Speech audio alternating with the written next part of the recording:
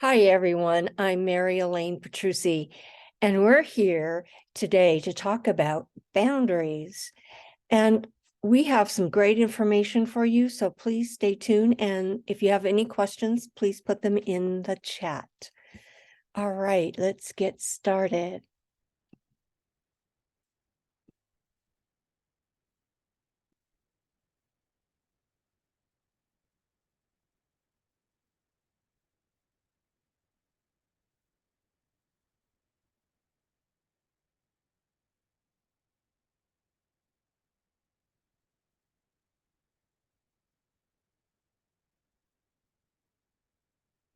Again, we're talking about setting healthy boundaries for our masterclass today. I would like to give you this quote from Brené Brown. Daring to set boundaries is about having the courage to love ourselves, even when we risk disappointing others. It's a really great quote because we do have to set healthy boundaries in order to protect ourselves and to be respected by others. So boundaries are your number one critical factor that you need to protect yourself and from others. Let's do a definition of boundaries. Boundaries protect a person's personal or mental space, just like fences between neighbors. They involve the physical and emotional limits of appropriate behavior between people and help define where one person ends and the other person begins. So I ask you, do you struggle with setting boundaries? Well, you're not alone. Mental health professionals and self-help gurus put a lot of emphasis on boundaries because they are the foundation of healthy relationships and a strong sense of self-worth.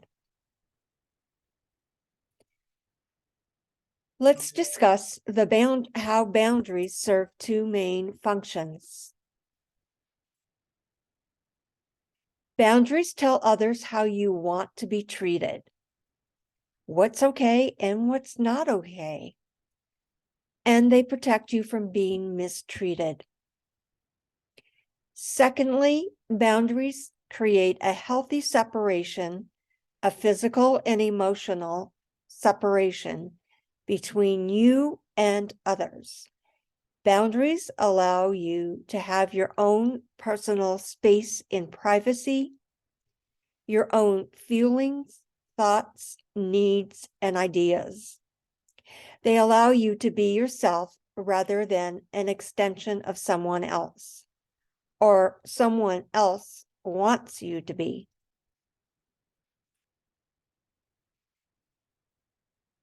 The question about boundaries is really critical when you didn't grow up with clear and consistent boundaries or expectations, so they wouldn't come naturally to you. You may feel guilty or unjustified in asking for what you want or need. You can untwist your negative beliefs about boundaries and learn to set them without feeling guilty. Now let's look at the principles of boundaries. Boundaries are your values, expectations, principles, or limits that you establish to keep yourself feeling safe physically, emotionally, and mentally. Setting healthy boundaries is permitting yourself to be you, which is what we want. It communicates what you stand for, what you're willing to do, and what you will never do. So why are boundaries so important? They communicate your needs and expectations.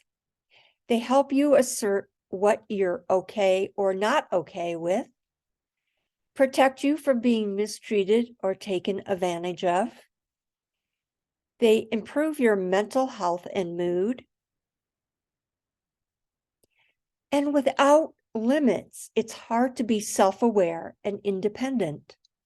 You may feel suffocated and unable to express your true feelings and needs. And therefore, you may feel resentful and exhausted.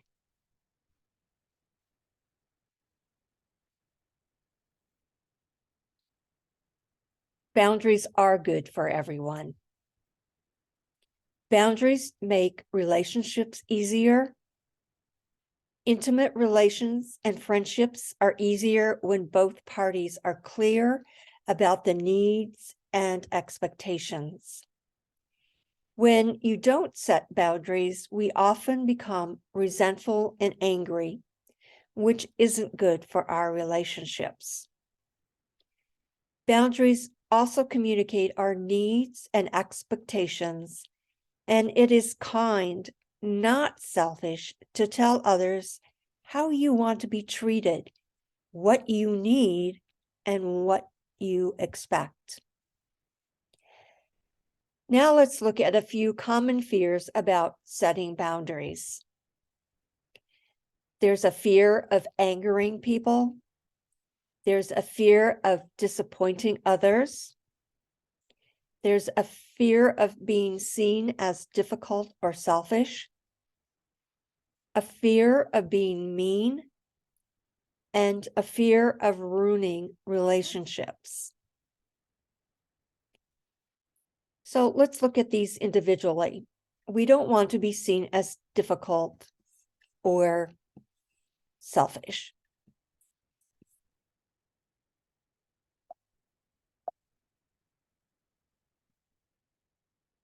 Most of us were taught the importance of being good girls or good boys, and that we need to be agreeable, kind, and selfless.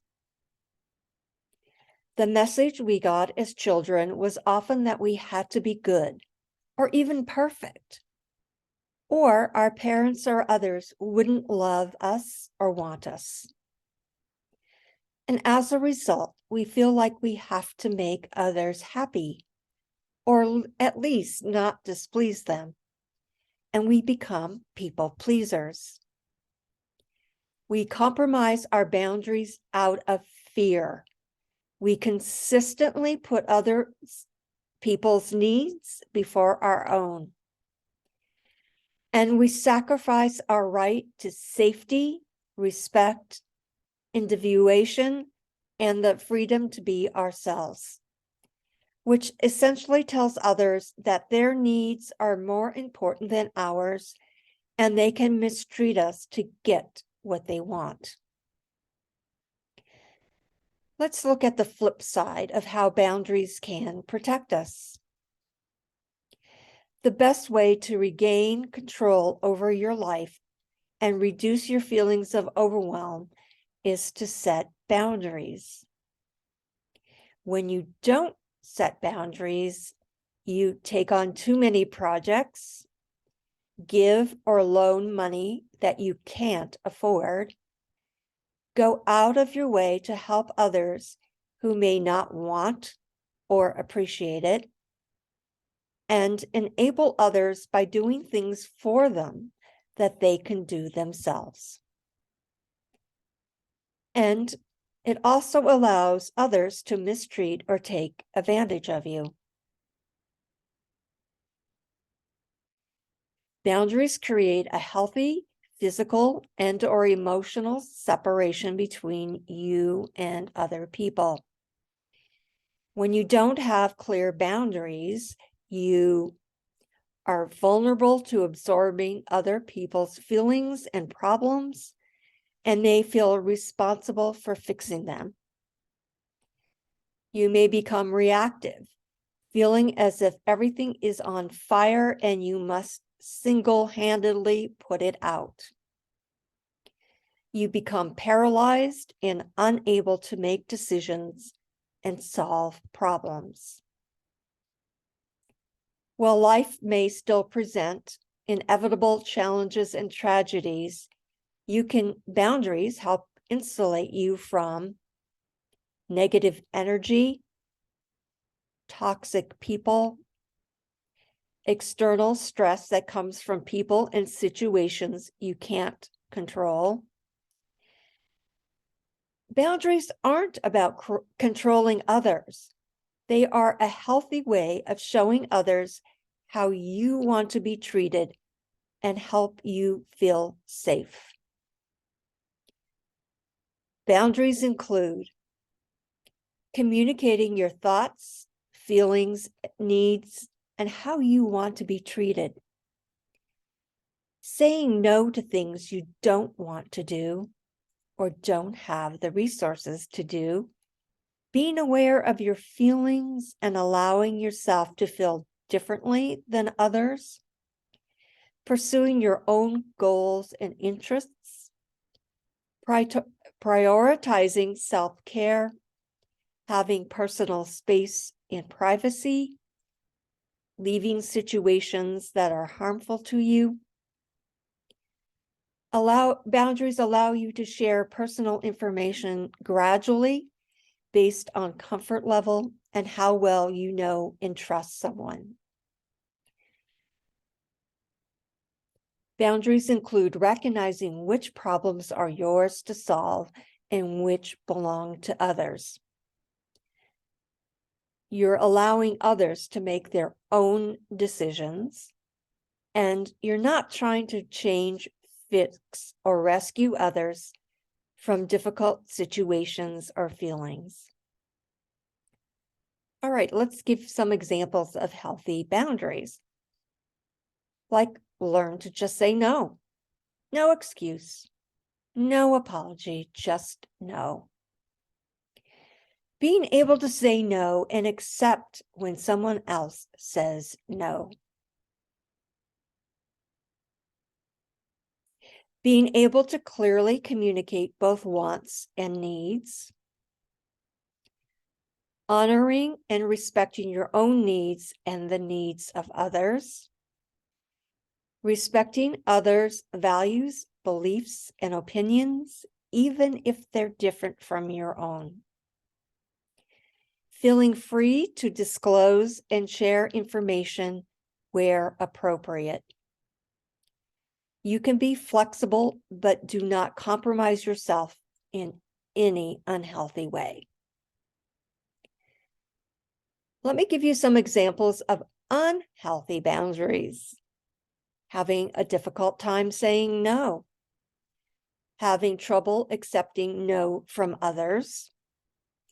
Not clearly communicating one's needs and wants. Easily compromising personal values, beliefs, and opinions to satisfy others. Being coercive or manipulative to get others to do something they don't want to do. Oversharing personal information.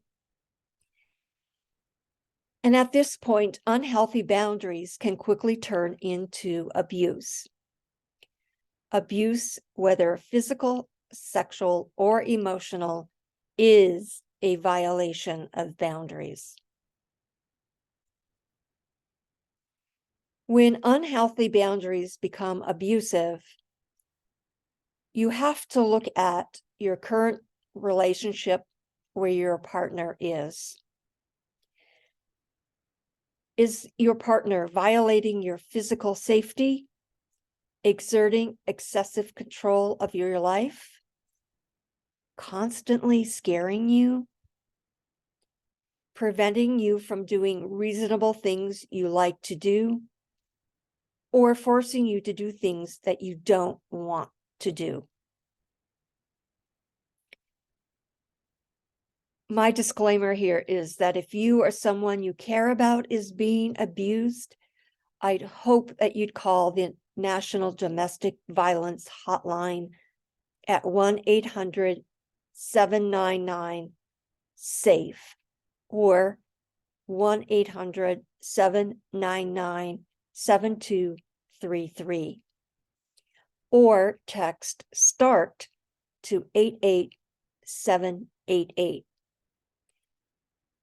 It is really up to you and the person being abused to make a call to that domestic violence hotline, because the person themselves may be unable to make that call themselves. So at least you can start the process and hopefully get some relief for the person being abused. Let's look at some different types of boundaries, and this time we'll start with physical boundaries. Physical boundaries protect your space and body. They tell others how close they can get to you, what kind of physical touch, if any, is okay, how much privacy you need, and how to behave in your personal space. Physical boundaries clearly define that your body and personal space belong to you.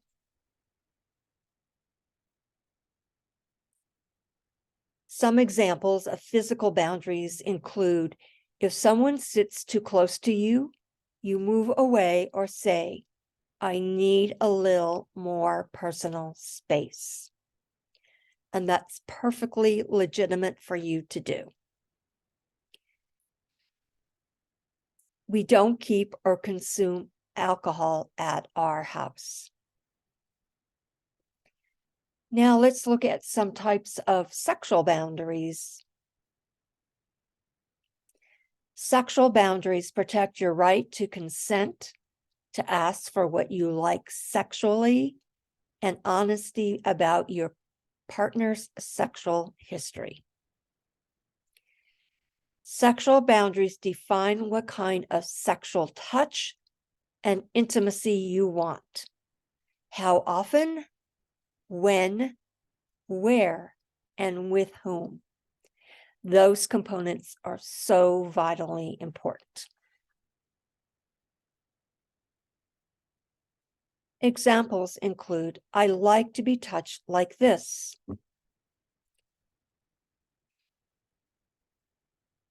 Thuy has a personal policy of not having sex on the first date. Emotional or mental boundaries protect your right to have your own feelings and thoughts, to not have your feelings criticized or invalidated, and to not have to take care of other people's feelings. Emotional boundaries allow us to create safety by respecting each other's feelings and not oversharing inappropriate personal information. Examples include: I don't feel comfortable discussing this. I feel embarrassed and powerless when you chastise me in front of our kids. I'd like you to stop. We also have spiritual or religious boundaries. Spiritual boundaries protect your right to believe in what you want, worship as you wish, and practice your spiritual or religious beliefs. Examples include: I'm going to take a moment and say a silent prayer before we eat. Paul goes to church alone because his partner doesn't share his beliefs. We also have financial and material boundaries. Financial and material boundaries protect your financial resources and possessions, your right to spend your money as you choose, to not give or loan your money or possessions if you don't want to, and your right to be paid by an employer as agreed. Examples include, I'm on a budget, so I brought my lunch from home and I won't be ordering lunch today. Please don't borrow my car without asking. Time boundaries are also important. Time boundaries protect how you spend your time. They protect you from agreeing to do things you don't want to do, having people waste your time, and being overworked. Examples include, I reserve my evenings for family time. I'll respond to all work emails first thing in the morning. Dad, I don't have time to take you shopping this week. I'll place an order for you with the grocery delivery service. Again, you're looking at a boundary. You're determining what you can and can't do, and whether or not you can do what someone else is asking you to do. And then finally, there are non-negotiable boundaries. Non-negotiable boundaries are deal breakers, things that you absolutely must have in order to feel safe. They usually pertain to safety issues such as physical violence, emotional abuse, drug or alcohol use, fidelity, and life-threatening health issues. Examples include, Mom, if you don't install a fence around your pool, my children will not be able to come to your house. Again, safety is involved in this situation, so there needs to be a fence around the pool so your son or daughter's children do not possibly drown when no one is looking. Infidelity is a deal breaker for me, and I will not continue in this relationship if you cheat on me. I'd like to give you a note about non-negotiable boundaries. We all need some non-negotiable boundaries. We also need to be careful that we don't put too many of our boundaries in this category. And you must be willing to enforce non-negotiable boundaries or reconsider whether they are really non-negotiable.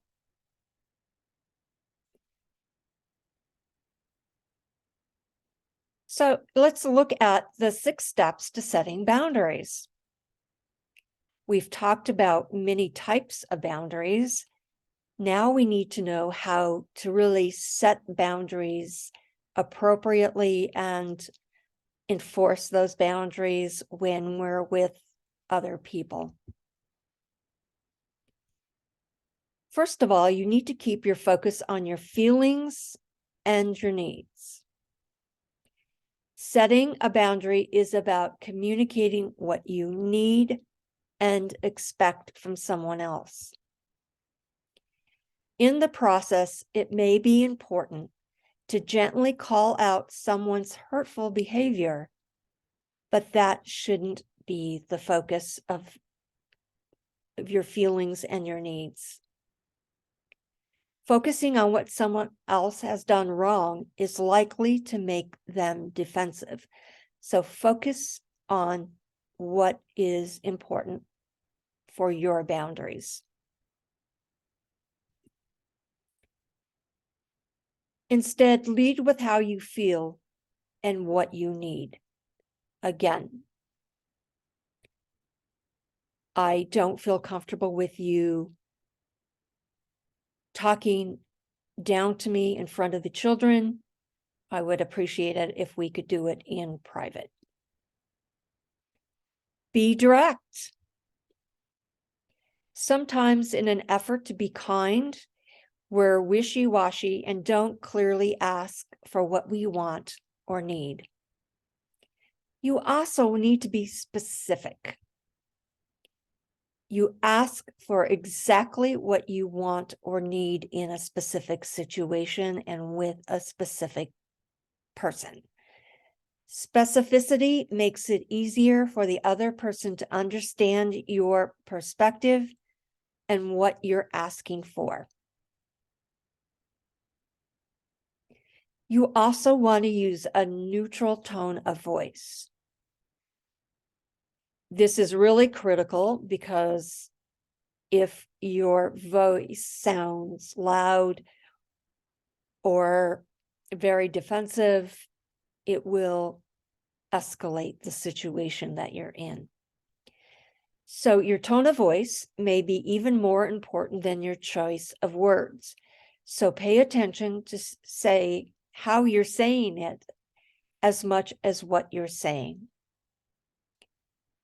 Let me give you an example. When you touched me that way, I felt very uncomfortable. My voice was very neutral. You want to stay in that tone of voice. You want to avoid yelling, sarcasm, cursing, and other signs of anger or contempt, because this turns people off from your message and they stop listening and defending themselves. Choose the right time to have a conversation with the person that you need to talk with. Avoid the temptation to impulsively say things without considering whether the timing is right. You want to choose a time when you're both calm, sober, well-rested, and not distracted by the television, phone, other people, or other problems. There may not be a perfect time to discuss boundaries, and if you wait too long, you run the risk of having resentments pile up. Choose the best time to have those important discussions. Consider the other person's needs. When you're setting boundaries with someone you care about, you'll want to consider their needs. Sometimes compromise is appropriate, but please be mindful that you're not the only one compromising and that you're not giving up what's important to you. People pleasers sometimes concede rather than compromise, which is why we need boundaries. Now let's look at the benefits of setting boundaries. They help you avoid burnout. So as a caregiver, you need to have the ability to set your boundaries clearly and succinctly. Doing too much for too many is an easy way to burn out. Setting boundaries can prevent burnout. They also offer less resentment. Giving and helping people is a strength, but when it turns into doing too much for others, you may begin to feel resentful. Setting boundaries can reduce or eliminate resentment. Boundaries also offer us more balance. Sometimes the boundaries we need to set are with ourselves. For example, while it can feel like a nice escape to binge watch a favorite TV show, staying up too late on work nights can lead to exhaustion. Setting a boundary with yourself to go to bed earlier may provide more balance. Let's look at setting boundaries with partners. Resist reactivity. Set the tone for the talk by being calm. If you're upset, angry, or aggravated, it may trigger your partner to become reactive. Pick a time when you're both relaxed and receptive to the conversation. Avoid saying the word you. It can sound accusatory and put your partner on the defensive if you start every sentence with you did or you do. Think about your choice of words and use a calm, even tone. Put down the phone. Be fully present with your partner. It must be best to put your phones on silence and flip them over for a few minutes. Incoming messages and notifications can be tempting to check.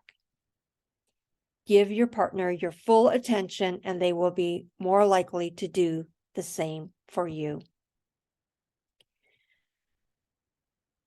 Let's now discuss setting boundaries with parents. Be respectful. Set the tone for the conversation by being respectful. Think of it as an opportunity to come to them as a confident adult. Have the discussion to begin with. One study indicated that when adult children took a passive approach to parental problems, it increased their depression. Instead, sit down and have a calm, rational discussion. You want to stay cool and calm. Parents may react or get upset during the conversation. While you can't control the choices that they make, you can control your response. If you stay cool and calm, they will too. And keep it simple. Pick a small number of things to address, such as the one that is most bothering you, and focus on that. Let's look at setting boundaries with friends. Set the tone by staying calm and kind. This sets the tone of the conversation and can lead to more positive outcomes. Avoid ghosting. Well, it can be hard to deal with something directly. Avoiding or ghosting a friend prevents them from knowing the issue. Avoiding the issue altogether means that they can't grow from the experience, and it doesn't allow you the opportunity to practice setting healthy boundaries. Avoid gossiping. Well, it can be tempting to discuss your friendship frustration with mutual friends. This can get back to your friend and potentially hurt them. Setting boundaries at work also needs to be considered. Set boundaries for yourself. In today's virtual world, the lines between work and home have been increasingly blurred. Set a distinguishable stop time, close your computer, and take breaks. Use the chain of command. Be mindful of the chain of command at work. If you're having a problem with a colleague or a manager and you can't speak to them directly, look for your organization's chain of command through human resources. Again, avoid gossiping. It can be tempting to discuss the problem with other colleagues, but this can backfire. It's better to address the issue directly, but calmly with the other person. If possible and appropriate, involve a manager or supervisor. Oh, let's look at some boundary exercises now that we have all of this information about how to set boundaries, like with parents, at work, with friendships, what we need to set those appropriate boundaries. So let's get some practice. First, you can use I statements. I feel blank when blank is said to me. For example, I feel disrespected when the tone of your voice communicates your thoughts to me. When this happens, blank, I feel blank.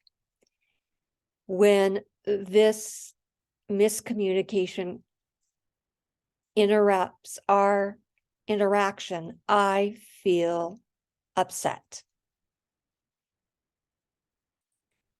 You can also buy some time. Somebody may ask you to do them a favor, and you can say, I'm not sure right now. Can I come back to you once I've thought about it? Or you may say, I need more time to think. However, I will get back to you. Again, you're not saying no directly. You want time to think about their request and whether or not you can fulfill it. You are setting boundaries using I statements and buying yourself some time. When you're feeling disrespected, you can say, I don't like the way I'm being spoken to right now. Or you could say, I would like to talk about this, but now is not the right time. Or thirdly, you can say, I would prefer to discuss this when we can be calmer about it. And when you want to say no with a little bit of explanation, you can do 3 things. I would love to, but my plate is really full right now. Number 2, I would if I could, but I'm unable to help with that right now. Or third, I really appreciate the invitation, but I'm not interested in participating. Finally, you want to seek consent with sexual boundaries.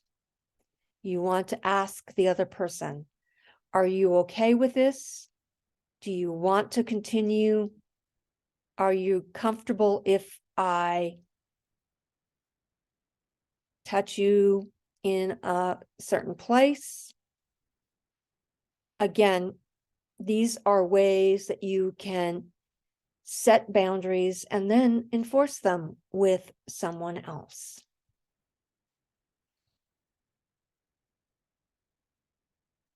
In summary, I want to say boundaries are the limits of appropriate behavior between people. Personal boundaries defined where one person ends and the other person begins.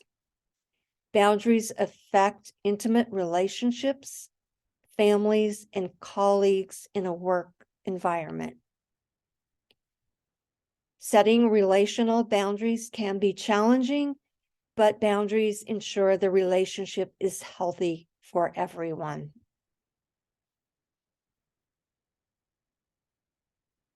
Again, I would like you to break those chains of unhealthy boundaries so that you can set them to experience less stress, to be more present, to stay centered, more confident, and to create more ease and joy in your life. And the best way to do that is to set boundaries. I want you to break the chains of unhealthy boundaries and do more, be more, and live more.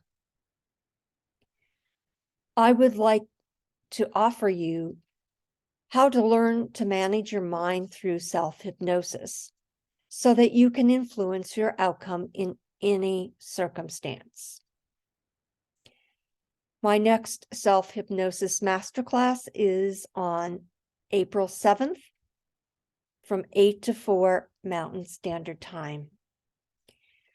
And I would love for you to book a free discovery call with me using my Calendly link at calendly.com Mary Elaine /30 minutes, 30 min. This way I can determine what your needs are and how I can best serve you. Again, these are different ways for you to connect with me. You can get in touch with me through the Caregiver Lifeline Academy. You can book a free discovery call, or you can email me. And I want to thank all of you for coming today and participating in this Boundaries Masterclass.